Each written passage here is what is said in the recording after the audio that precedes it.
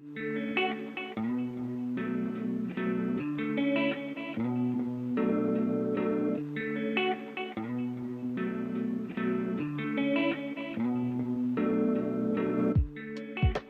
everybody. Ed Yardeni here. It's December 11th. I don't know why I was going to say October 11th. Time flies. I mean, I just don't remember a year going by as quickly as this one's been going. I don't know if it's because it's been fun or just been a roller coaster. Whatever it is, a lot of people I talk to agree with me that it's been a fast year. I can only imagine what 2024 is going to be like. Anyways, I always like to tell you a little bit about the weather here in Long Island, and we had a lot of rain yesterday. For some reason, I've started appearing on Indian CNBC on Sunday nights. It's Monday morning over there, and I warned them that the electricity could go out when we have storms here. We often lose the power. We do have a generator, but the internet goes out. Well, anyways, we were anticipating 50 to 60 mile an hour wind. Not we, but the weather folks always try to get us all riled up about how bad the weather's going to be. It just turned out to be a lot of bad rain. I'm happy to report. I don't know if I shared this with you before, but I've had some leaking going on in the basement. I finally got that fixed, so that was a big relief. So I'm very happy about that. It's the small things in life that can make you happy.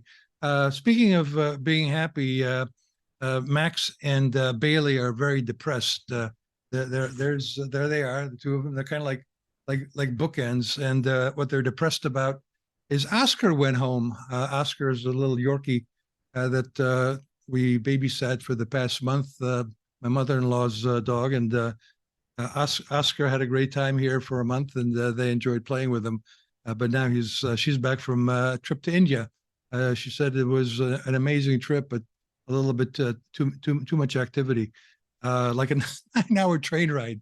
I don't think I could have managed that, but anyway, she survived it. She enjoyed it. So the Taj Mahal was amazing. But she took Oscar with her, and now I've got these two dogs here kind of snoring away. I tried to cheer them up. I told them that I raised my outlook for the S&P 500. We are still using 5,400 for the S&P 500 at the end of next year. That looked delusional, certainly, at least far-fetched, if not delusional. But we've been using that really for a while. And also looking somewhat delusional at the beginning of the year was when we were talking about 4,600 by the end of this year. We got there in July, and then we had a little correction of, a garden variety correction of 10%. Now here we are back at 4,600.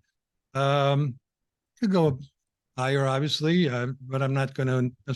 Instead of talking about how the year will end, I think it'll end at 4,600. Maybe it'll go to 4,800, but I'd rather talk about next year, which I think the market could go to 5,400. And then for 2025, you heard it here. I don't know if you heard it here first. Let me know. But now we're upping the ante from 5,800 for the S&P 500 in 2025 to 6,000. Nice round number, just to let you know that we think that we're in a bull market that started in October of last year.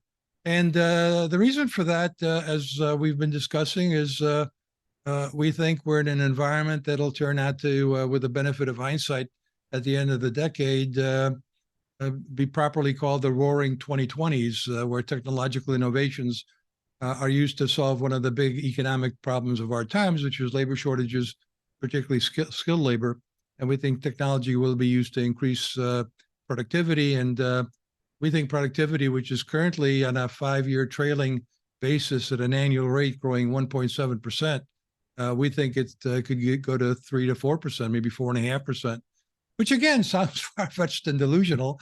But then again, those are the kind of peak rates we had in previous productivity cycles, and that would help a lot to solve a lot of problems. First of all, unemployment would stay extremely low. And by the way, you get your best productivity gains when the unemployment rate is low. During the 1970s, the Great Inflation, unemployment was extremely high. There was lots of labor. Productivity collapsed during that period. Look, I'm not telling you that this couldn't still turn out to be a bad scenario for the decade with, some sort of crises causing another energy shock and more inflation. But it just doesn't look like it's playing out that way. And that being the case, we're reflecting that in our optimism for the outlook for the markets.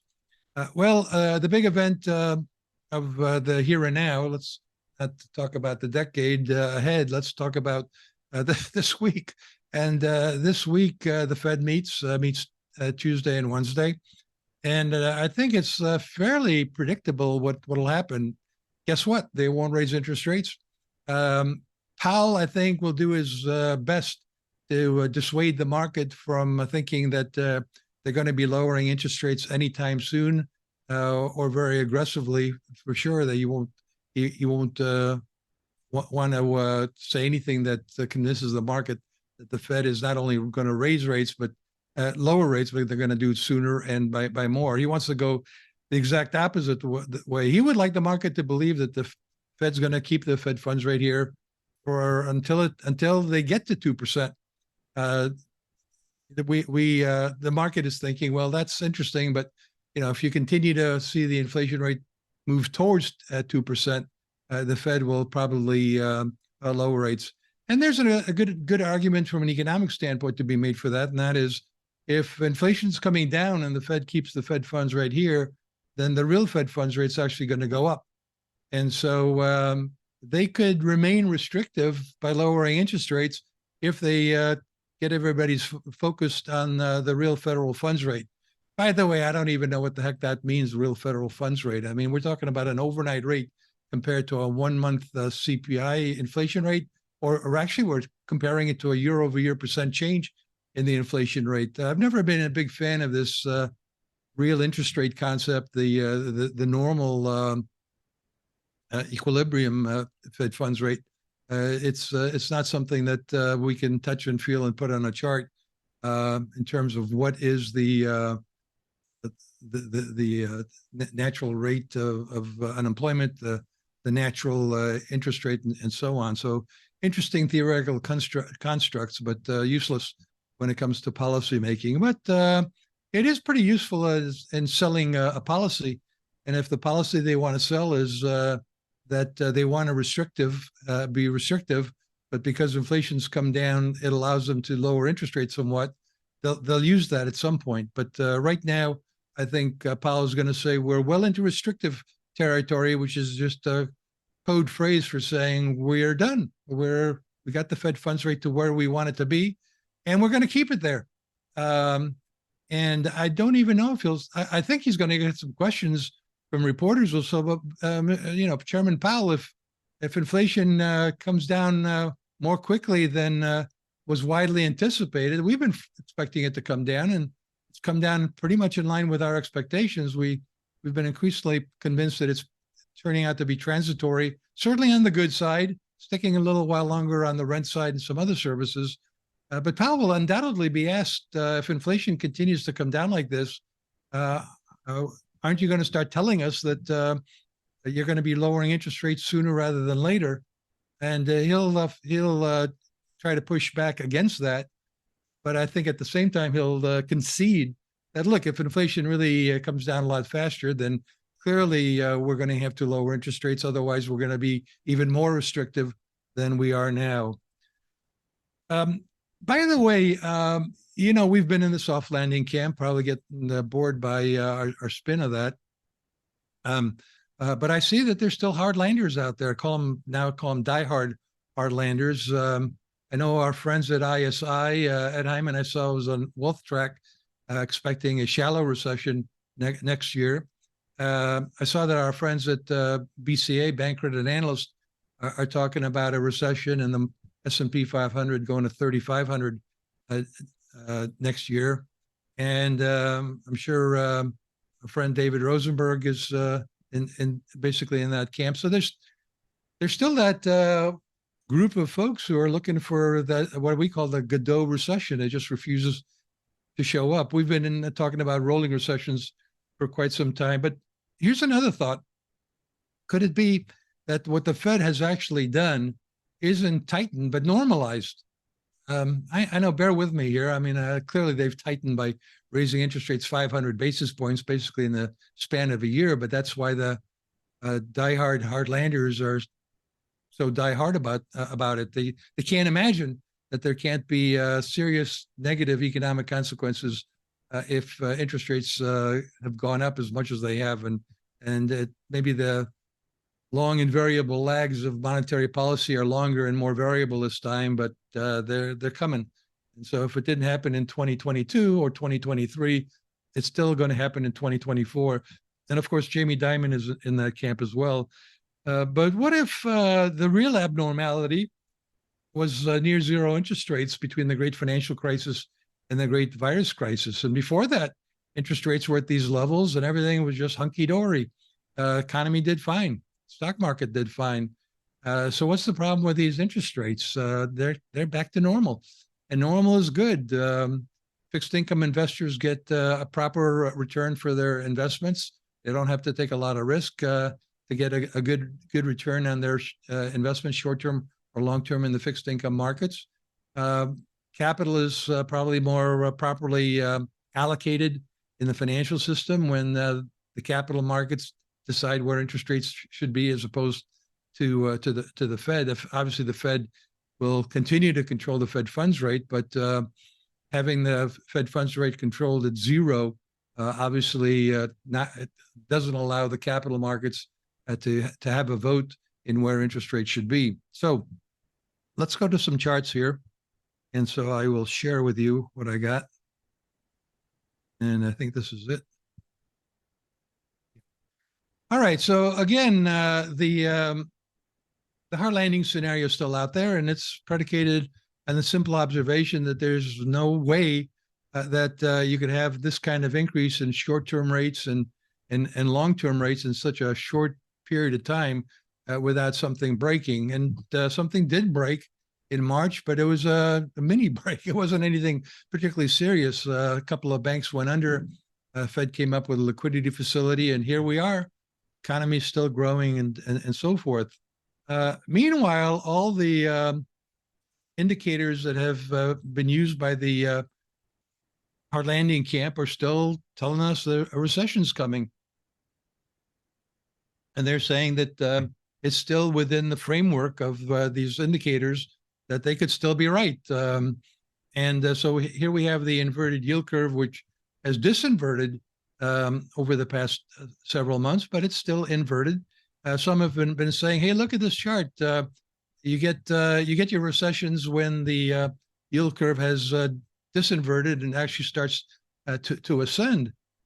And well, you got to put that look at what happened back then. What happened back then is something did break in the previous business cycles, monetary cycles, and the Fed would then recognize that was going to lead to a credit crunch and a recession.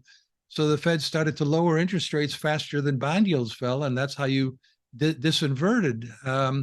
Well, interest rates, short-term rates aren't exactly coming down. The Fed's not lowering interest rates. Fixed income markets are trying to anticipate that the Fed may have to do that.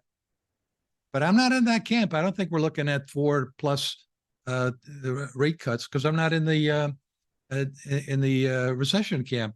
In the soft landing camp, I think the Fed will conclude that the economy is resilient. They don't have to lower interest rates because there's a recession, but they might have to lower them some, maybe 2 times next year, because inflation has managed to come down. Look, I'm not dismissing the possibility that they'll conclude that 100 basis points is justified. If in fact we get to 2% a lot faster than they thought, that would mean that by the second half of this year, we could, in my mind, get to 2% on inflation. Certainly the plunging oil prices are helping quite a bit here. China's depression is helping quite a bit here. Europe's shallow recession is having quite an impact here. And in a global context, as I've said before, the U.S. doesn't have to have a recession to bring inflation down if we got China and Europe doing it for us. So let's move on to some other indicators that are warning us that we're still in that hard landing risk zone. So here's the index of leading economic indicators. That's continuing to point to a downturn, so it could still happen. based on these indicators. Here's the nominal and real money supply on a year-over-year basis. That doesn't look terribly happy, but put it in the context of what was it doing during the pandemic? Look at that kind of increase. So, we know that the nature of year-over-year comparisons is high peaks are followed by low troughs. It's very symmetrical. And by the way, so is inflation, with the exception of the 1970s, which was a big deal. And it's still a possible scenario, but less likely in my opinion. We are saying that historically inflation has tended to be very spiky. It goes up fast, then it comes down fast. Well, here's another possible indicator showing you that the federal funds rate has turned positive here relative to inflation. The real federal funds rate is positive. During this period, it was generally around zero. And so I guess when Fed Chair Powell says we are well into restrictive territory, he's saying that, we're at a 2% real Fed funds rate, and that's fairly well into restrictive territory, particularly if the Fed keeps it there for a prolonged period of time. History suggests that that's not likely to happen. Things don't stay for a prolonged period of time when it comes to interest rates, but that's his position right now. And of course, again, if inflation continues to moderate and they keep the Fed funds rate here, then the real rate will go up and they'll be even more restrictive. So you would think that the labor market data that we just got on Friday would raise some questions among the hardlanders, but they're sticking with their story, and I guess they found enough evidence that things aren't red hot in the labor market. But there's a lot of evidence that while they may not be red hot, they're perfectly fine. And the labor market just doesn't suddenly go down on its own. It really requires that consumers cut back on spending, that capital spending is knocked down. I'll grant you we're seeing weakness in exports because the global economy is weak, but I don't think the consumers are just suddenly going to retrench. As I've said before, even if they run out of excess savings in the next, they should have run out of excess savings by now, but by some estimates, they still have 500 billion or so. But my counter story to that is the baby boomers have over $70 trillion in retirement savings, and as they're retiring, they're going to be spending that kind of money. Also, again, maybe the baby boomers, the older folks, many of them own their houses outright. I think 40% of homeowners don't have a mortgage, and meanwhile, they're earning more on their fixed income securities. They're getting, as they retire, they're getting Social Security income, dividend income.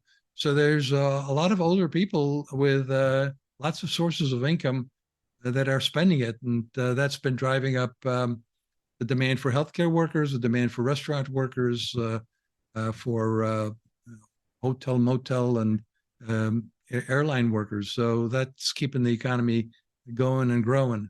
Another indicator here, which is counter to the diehard idea of a recession, is the index of coincident economic indicators continues to make new highs as the leading indicators continues to say it's overdue for a downturn, for a recession.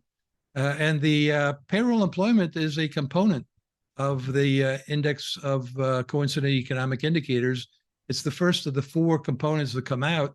And the other one is real personal income. So if we know that employment's strong and we know that average hourly earnings rose faster than prices, we know that from Friday's data, there's a good chance that real personal income is going to be up.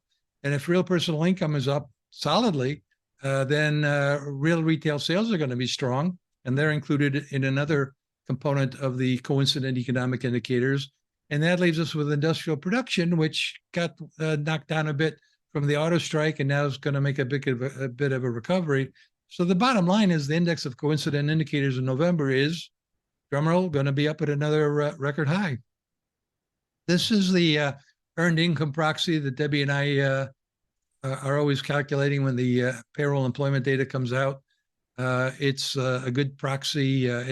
Not only is it a good proxy, it's the proxy that the Bureau of Economic Analysis uses for calculating wages and personal income. You can study this on your own. There'll be a test on it next week. But what it shows is that the earned income proxy had a nice increase of 0.8% during November. That clearly is going to exceed November's inflation numbers. Gasoline prices kept falling in November, kept falling in December. So that's all good stuff on the inflation front. So real incomes are going to continue to move higher. Meanwhile, the unemployment rate remains low. It actually ticked down. This is unemployed workers in the United States. So that still remains extremely low. And this tight labor market is not just a cyclical phenomenon. It may very well be a more secular phenomenon, keeping unemployment down. So here's the duration of unemployment. I just threw a bunch of charts that you can look at on your own. Civilian labor force participation rate. Let me skip to this chart. Well, yeah, I'm going to skip a bit because we gave you a lot of charts this time. This is a chart that Fed Chair Powell presented. I think it was November of 2022. He was talking about inflation, and he said that the Fed's focusing on the demand and supply of labor. And so this is the demand for labor. It's as he defined it, it's employment, number of people employed plus job openings. That makes sense. And so you can see that's kind of flattened out. It's still at a record high, but it's not going straight up the way it did coming out of the pandemic. So that's kind of leveled out. But notice the demand is leveled out at a record high. So there's still plenty of demand for labor, especially when you consider that these are job openings. If they get filled, people are going to be in the employed and actually making money. Then there's the labor supply, which is labor force. And again, you can see that this spread has been narrowing, and that should be taking pressure off of wages. And it certainly seems to be. This is three different measures of average hourly earnings for all workers is the red. So that's coming down. For lower wage workers, which is production and non-supervisory workers accounting for about 80% of the labor force, that's the lower wage workers. And you can see that they've actually been getting better pay increases, but that's coming down.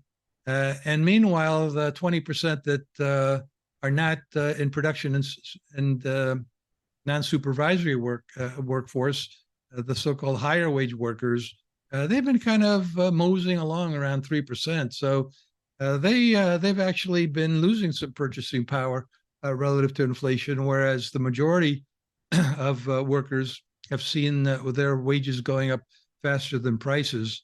And that may very well be sustainable if we're right about our thesis that productivity is starting to make a comeback. I closed the morning briefing today with a story on GDP versus GDI. It's kind of a hot topic, and it's an example of which data do you want? Everybody wants the data that supports their story usually, but you at least have to be aware of the alternative data that doesn't support your story. But some of the Heartlanders have been pointing out that the ratio of real GDP to GDI, gross domestic income, has soared, and that they believe that GDI is a better measure of what's actually happening in the economy. GDI is it's income, it's personal income, it's corporate profits, it's proprietors' income, it's granted. That may be harder data in terms of it's not as much based on surveys and limited information as GDP, but we'll see. I'm not telling you that the economy is as strong as GDP is demonstrating. I don't think it's as weak as the GDI numbers are indicating. Some economists like to average them and do it that way.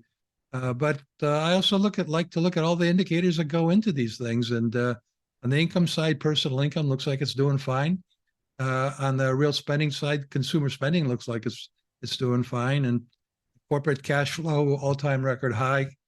Corporate capital spending is strong, especially for onshoring manufacturing facilities and the like. So you know where I stand. I don't have to repeat it again. Let's go to the videotape, as Warner Wolf used to say. Let me put on my other glasses. Okay, Ian, your take on proposed new Basel rules on bank capital, RW, whether it will be approved and impact to the economy. Well, you know, I've never been good at gaming what was going to come out of Congress. But the bankers, especially Jamie Dimon and some of the other big bankers and even the smaller bankers, are significantly protesting any idea of raising capital requirements further, following what they had to do in response to the great financial crisis. So I'm not convinced it's going to happen. If it does happen, it actually puts us at a competitive advantage relative to the well, certainly relative to Europe. Why is that? Well, we've got a much bigger capital market than any other country in the world. We've got a bond market, a stock market, private equity, private debt markets, which are absolutely huge. These are the so-called shadow banks, and every now and then they act up and something blows up in there, and we realize we should have regulated them. But I think they're reasonably well regulated. But the capital markets do give us a lot more flexibility to provide money to borrowers, to entrepreneurs, to companies through the capital markets if the banks are stymied by excessively high capital requirements. So we'll see how that plays out. But I don't think that that'll be what causes a recession. Do you think small cap will outperform the S&P in 2024? Oh boy, I've been expecting that for a while. I mean, you know, they've been cheap for a long time, but they've been cheap for a reason, and that's investors have been chronically worrying about a recession in 2022, 2023, and looks like there'll still be plenty of discussion of a hard landing in 2024. But I think that whole story is getting a little bit stale in terms of the recession scenario. And I'm seeing that even those who are predicting a recession are now predicting that it'll be shallow. So they're kind of modifying the outlook of this thing. So yeah, I think the mid caps are attractive. Let's see, Scott. The BRIC nations are expanding as of January 2024 from 5 to 11. They represent 47% of the world population, roughly 35 million barrels per day of oil. The BRICS are now beginning to trade between one another and not use the US dollar. Does this bother you?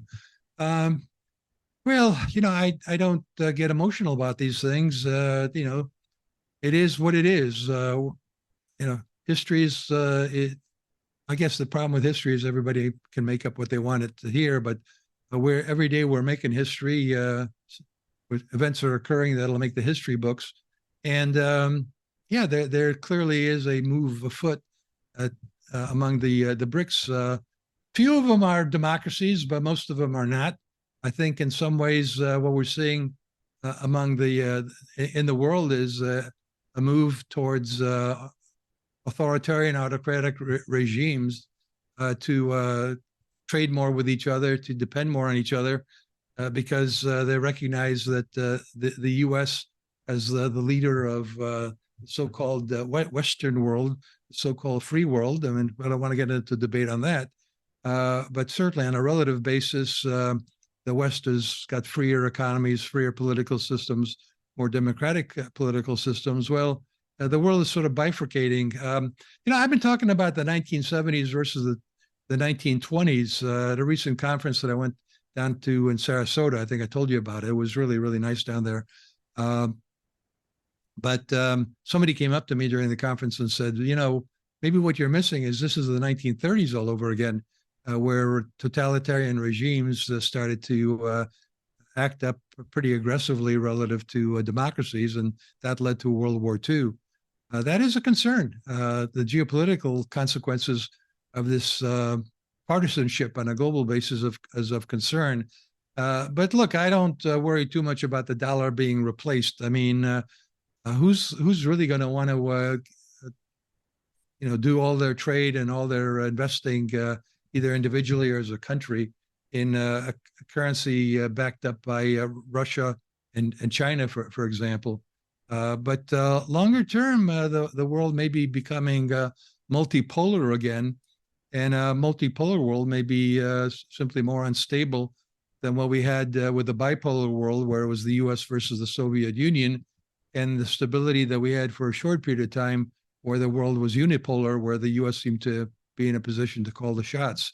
But a lot of people didn't like that, and especially those that don't share the values of the U.S. and Western democracies, and that's where we are. So it's something that you and I and everybody else will be monitoring for its investment implications. But for right now, I think it's just something to keep track of and watch. Let's see. I'll take a couple more here. Yeah, we're at 11:30. Vincenzo, do you think that inflation should go down toward 2% for the Fed to be happy, or inflation should go below 2% long enough so that if you average the last several years, you have about 2%? Oh, I think they'll be very, very happy if they get down to 2%, especially if they get down to it in 2024. They were thinking maybe they would get down to it in 2025. So I think they'll be very pleased about that. And I don't think they're going to try to sell us some cockamamie notion that they've got to average inflation today with the inflation we had in 2022 and 2023. Let's see, Paul. Good morning, Ed. Good morning. What can we expect from the Fed with regards to QE? With these long-term yields down, should not the Fed be selling into the market in addition for letting the maturities roll off? I think the Feds try to kind of keep that very much in the background. They don't want to, rattle anybody by changing any of the rules. I think they're on course to continue to let maturing securities roll over, and not roll over, but not to roll over, and that's what they'll continue to do. I don't see that they're suddenly going to announce that they want to sell some of their securities. Besides, last I look, they still own. They really haven't cut back on their long-term bonds. A lot of it, well, by the nature of the beast, obviously, because if they're letting maturities mature, it's going to be the shorter ones that do that. The long ones are going to take a while. Well, you're all very kind to join me. Have a great week. We're getting close to vacations here. We're going to take a couple of weeks off around Christmas and New Year's to recharge our batteries. We're actually going to continue to be working on switching over to a new website and this new charting program, which I've mentioned to you before. Again, have a great week. Thank you.